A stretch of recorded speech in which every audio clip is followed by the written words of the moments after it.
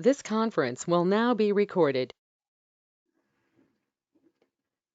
Hi, I am Parangis Bagheri from Neptec, Stockholm, Sweden, and thank you for watching this webcast, Simulation of In-Flight Icing on UAVs.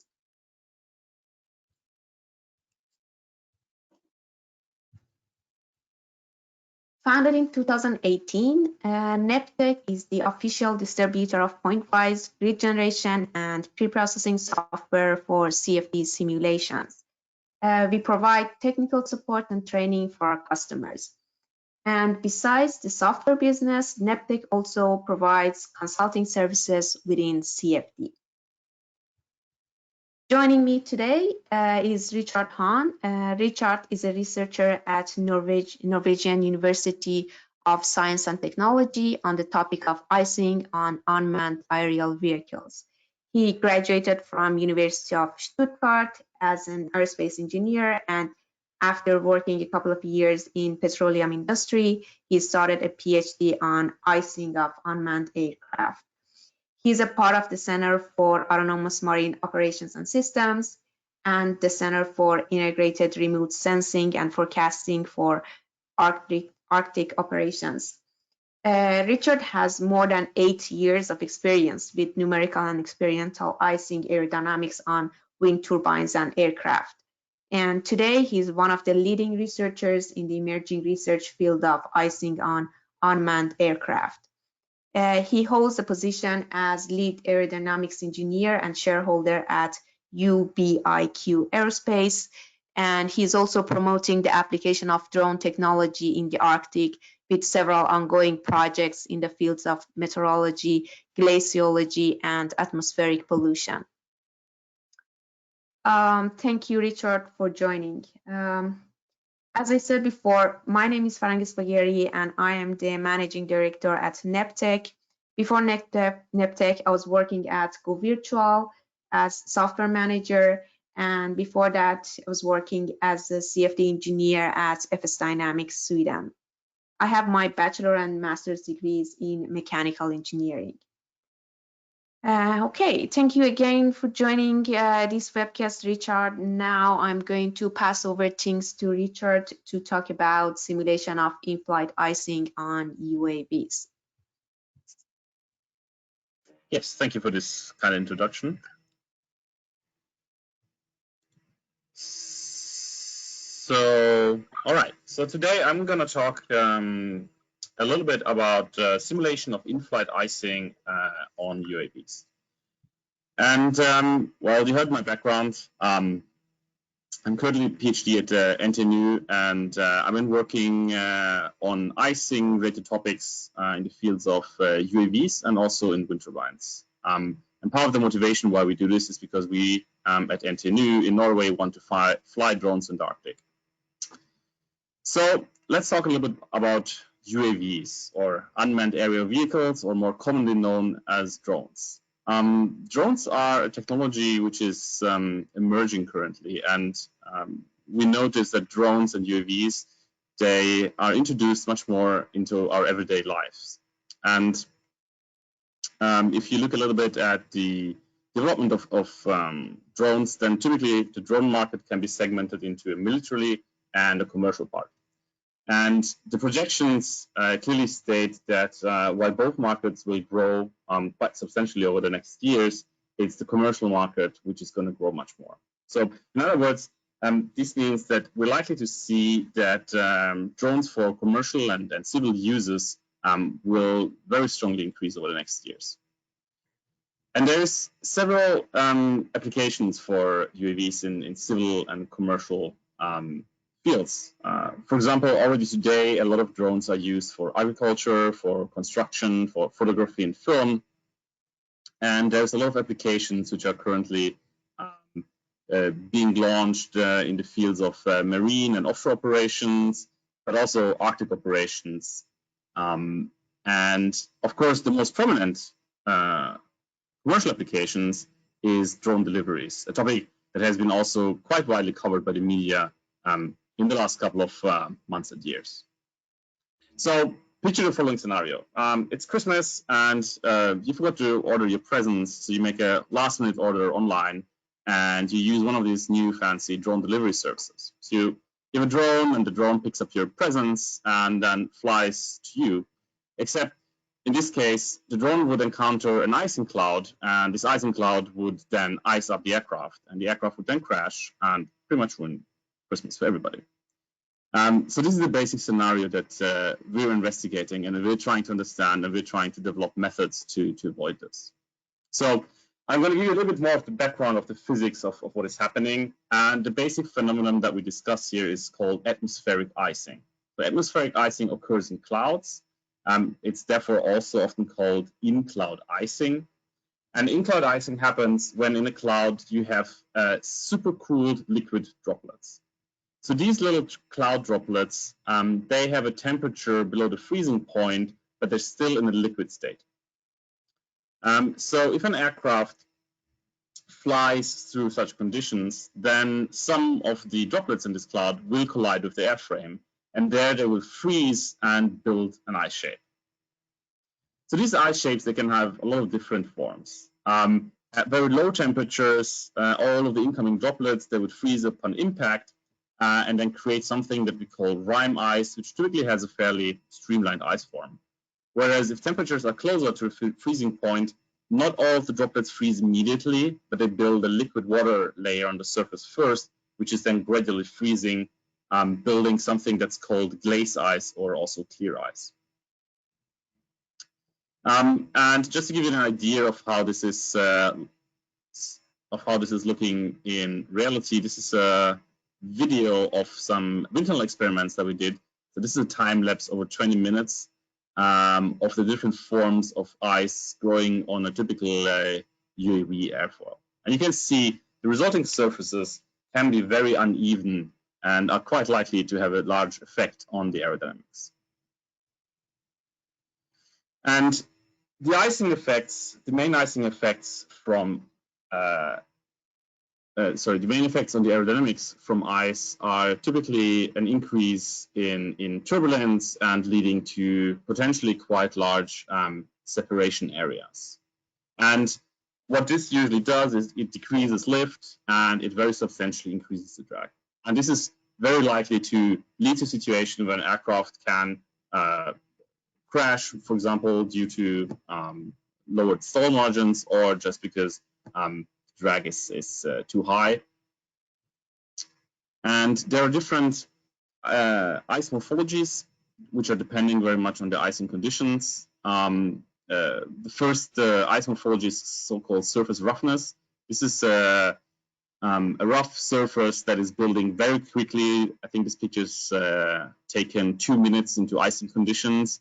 And already this surface roughness can alter the aerodynamics of an airfoil or a wing quite substantially, and for example, leading to a trip of the laminar tubular boundary layer and thus increasing drag quite substantially.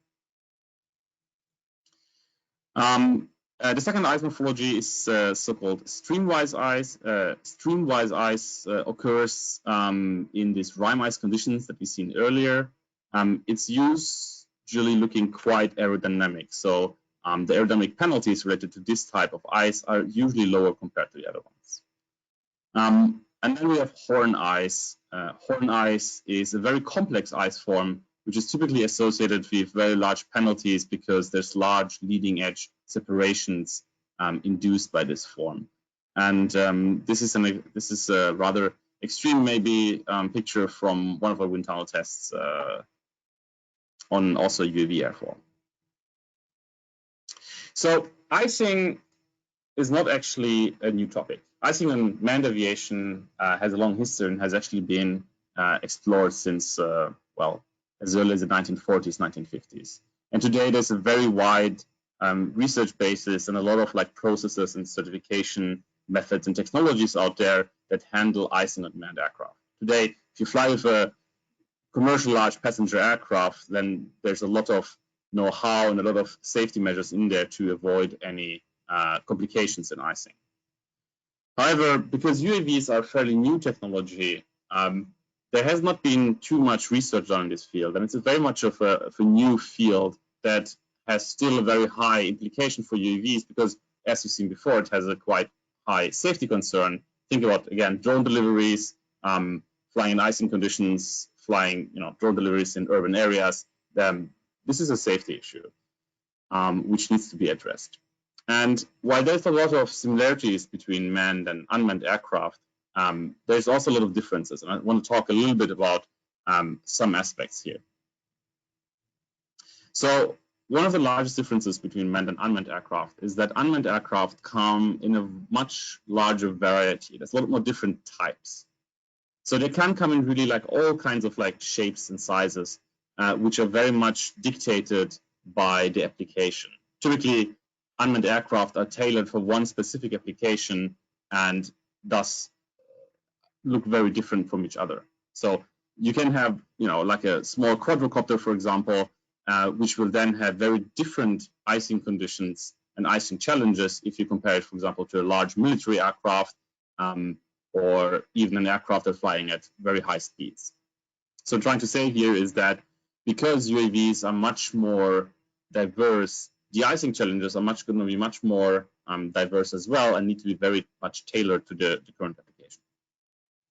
Kind of related to this is that UAVs also come in a very large variety of sizes. Okay, in this graph we can see just a variation of UAV sizes for different groups, and you can see like this: the smallest UAVs can have wingspans of maybe a meter, maybe even less than that, while the biggest ones have wingspans up to 20 meters, which is comparable to smaller commercial passenger aircraft. And this will, of course, affect also how much these aircraft are affected by icing. And there's a physical process behind this, because the smaller an airframe is, the more likely it is to collect droplets. So what you can see in this graph, this is some very simple 2D simulations. And I've chosen here a very specific set of a flight scenario with a fixed velocity, a time span, a temperature, and some icing conditions. And then I've just varied the chord length of an airfoil and to show how the different ice shapes would result. And what you can see here is that the smallest chord length would result in the largest relative ice shape. Note that this is all relative coordinates here. But the largest relative ice shape will also result in the largest impact. So a very large airfoil, here the green line, would have an ice shape which would probably have almost no influence on the aerodynamics, while the very small ice shape would have quite large impact on the ice shape. So what I'm trying to say here, in other words, is the smaller your aircraft, the more sensitive it is to icing conditions. All right. The next point is related to the Reynolds number. Again, due to the differences in size and also the velocities that UAVs fly, UAVs are going to be a little bit different from manned aircraft. So in this graph, you can see the Mach number versus the Reynolds number. And typically, you would find jets and general aviation somewhere in the top right corner. And if you plot in this area UAVs, then UAVs, because they're smaller, typically fly slower as well, would be in an area which is at much lower Reynolds numbers and also at lower Mach numbers. And the main issue arising from this is related to laminar and turbulent flow. So UAVs would typically fly at much lower Reynolds numbers, which means that laminar flow effects would be much more prominent and much more important for them compared to manned aircraft. And when you talk about simulation and also the experiments that have been done to validate these simulations, there's going to be a little bit of a gap, and most of the actual experimental research that we find for manned aviation is performed at Reynolds numbers above approximately 5 million, while a lot of UAVs are actually flying at Reynolds numbers around 1 million or even lower than that. Another difference between manned and unmanned is also the icing environments that these aircraft operate in. Manned aircraft typically operate, especially passenger airplanes, below 30,000 feet, and these are also the icing environments that we know a lot about. As I said, a lot of research has been performed for manned aviation, so we kind of know what kind of icing conditions to expect, and we have icing envelopes that we can use run simulations and to certify the aircraft for this. UAVs, however, are also likely to fly in conditions where we don't have as much experience when it comes to icing. There might be military UAVs that fly at super high altitudes, while there's also a lot of commercial or smaller applications of UAVs that would fly very close to the ground. And this is just icing envelopes, or like icing environments that we don't have too much experience with, and where we also lack, for example, forecasting abilities. And last but not least, the biggest and most important difference between a manned and an unmanned aircraft is obviously that an unmanned aircraft doesn't have a pilot. So it needs to rely much more on autonomous systems. When we talk about UAVs in icing conditions, this has a couple of implications. First of all, ice detection on a manned aircraft is very often done by the pilot itself. There's different instruments that, of course, aid the pilot, but very often the pilot can see ice accretions on the windows or like on parts of the wings himself and make an assessment that now the aircraft is in icing conditions. A UAV typically can't do that and needs to do all of the icing detection fully automated.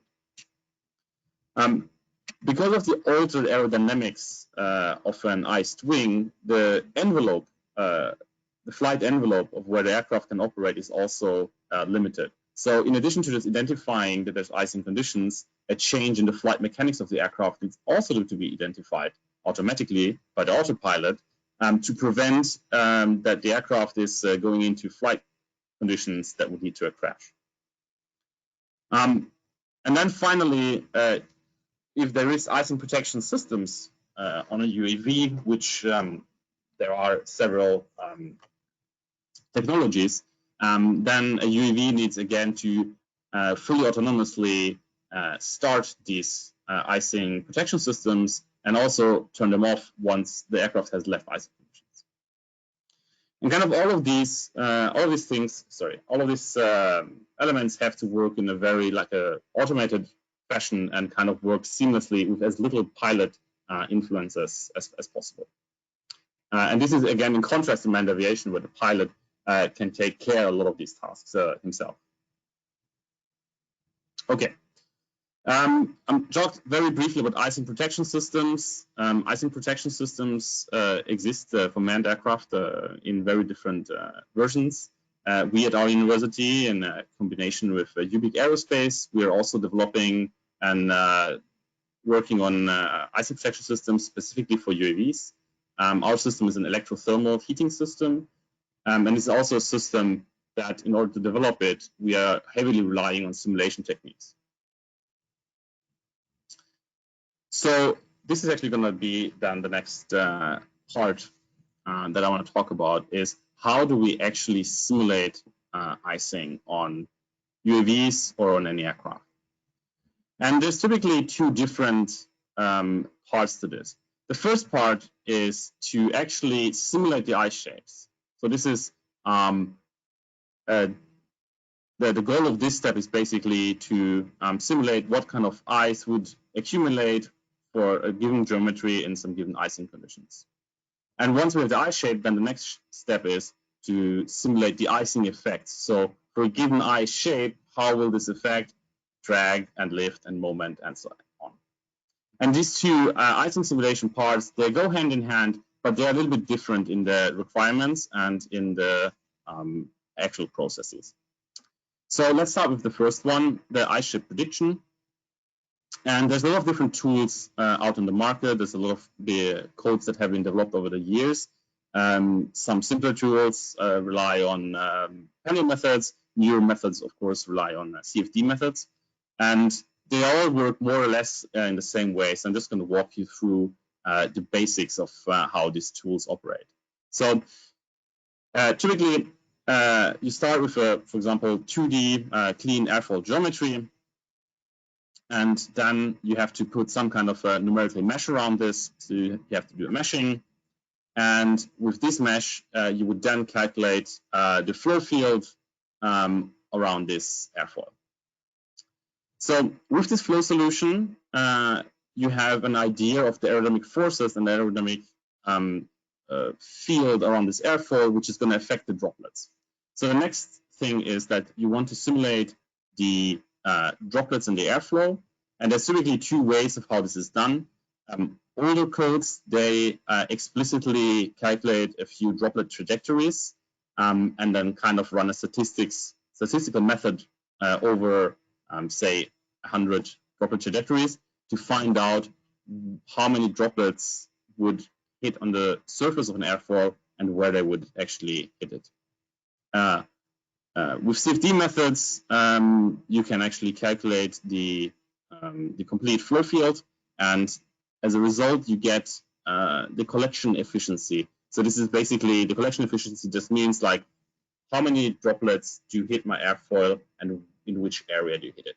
So you can see here, the highest collection efficiencies are obtained very closely to the leading edge, and everything which is blue on the right side, that's the area where no droplets are actually hitting the airfoil. So based on this knowledge that we know now where are the droplets and how much water do we have in the airfoil, we can then start to calculate the ice shapes. So for this, we have to solve several like energy and mass calculations. There's something called the messenger model that allows us to basically calculate for the amount of given water that we have on the surface, how much ice do we get? And this is then going to be an iterative process. So the icing process is then divided into different steps, into different like discrete time steps, which is then iterated through. So as you can see here, this would be like the ice grab on a step 1, step 2, step 3, step 4. So in between each of these steps, actually, this entire circle has to be continued, because after each ice growth step, the airfoil geometry has to be updated, which is now an iced airfoil, which you don't have to mesh again, and then you have to calculate the flow solution on the iced airfoil, the droplet solution, and then the ice growth, and this is then how you iterate through the different icing steps. Now, in the past, the step of meshing the iced airfoils has actually been somewhat the limiting factor when it comes to these icing simulations. And the reason is that to accurately simulate an icing scenario of maybe 20 minutes, you would have easily have to run like maybe 10 steps.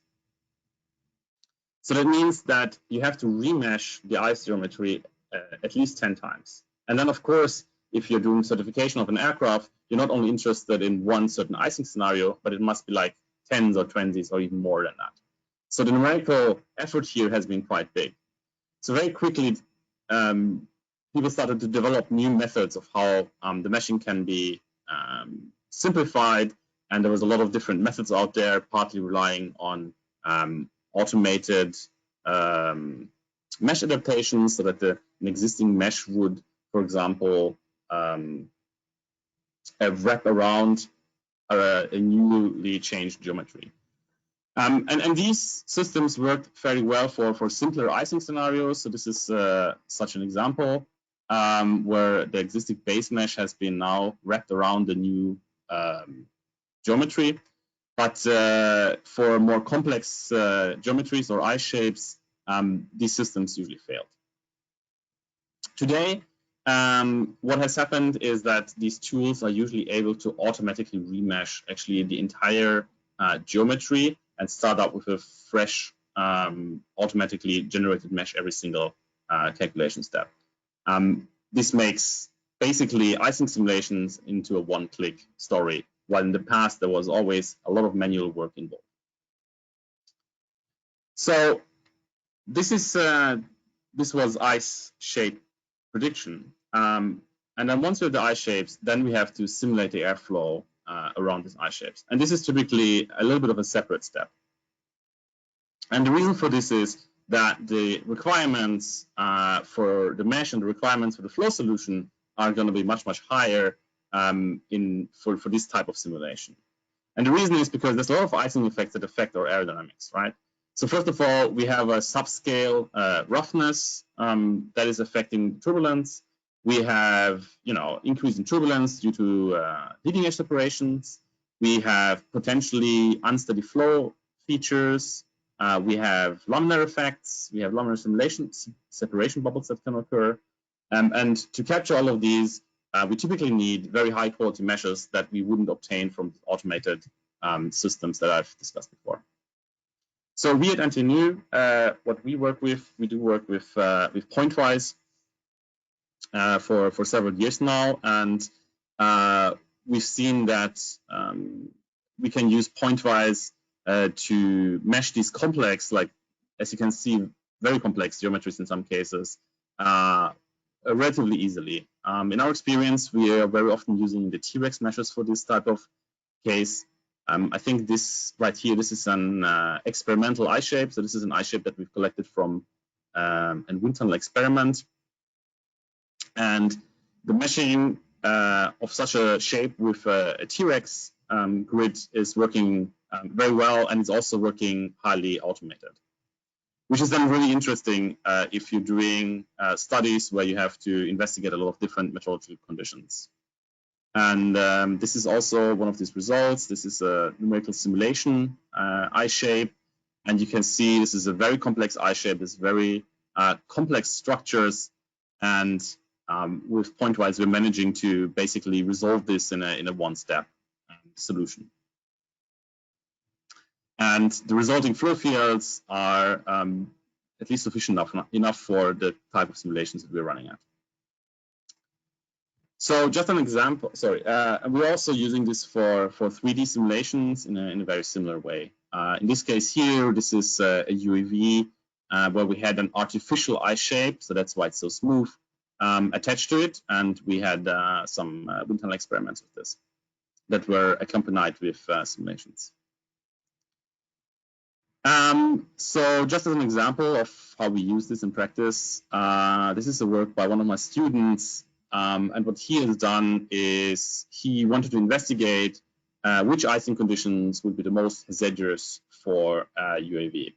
So what he's done is he looked at such an icing envelope. These icing envelopes are typically used for the certification of aircraft. They basically tell you what different kind of droplet sizes are to be expected with what water contents in which temperatures. And in this envelope, he calculated 16 icing cases. And for each of these icing cases, he simulated the eye shape, and then he simulated the aerodynamic performance penalties related to that. And again, this was done in a highly automated manner, also using pointwise for the performance measures. And this is just one of his results. So this is the color here is related to a lift degradation index, and basically the higher the index, the higher the penalties are. So what we could have seen from this work is that the worst icing conditions are actually icing conditions that are very close to the freezing point. Typically, this would be glaze, or also sometimes called mixed ice shapes that, as I said in the beginning, they build like very complex horn structures, which are then going to have the highest penalties related to them. Okay, to sum this up, icing is a severe hazard for UAVs, and it's limiting their operational envelope. The severity of how bad an icing condition is very much depending on the type of the UAV, on the mission, on its icing environments, and many more parameters. And especially icing may be much more severe for UAVs than for manned aircraft. This is mainly because of their smaller size, which makes them more sensitive to icing. And today we're lucky enough that there are mature icing simulation methods out there, but they do lack validation for UAVs. A lot of the tools and a lot of the methods that have been developed for manned aircraft, but have not been validated too much for UAVs yet. And to kind of combat the risks and the hazards from UAV icing, tailor-made icing protection systems are required that very much reflect on these differences between the manned and the unmanned aircraft, and that are well suited to prevent icing on UAVs. Yeah. Thank you for this.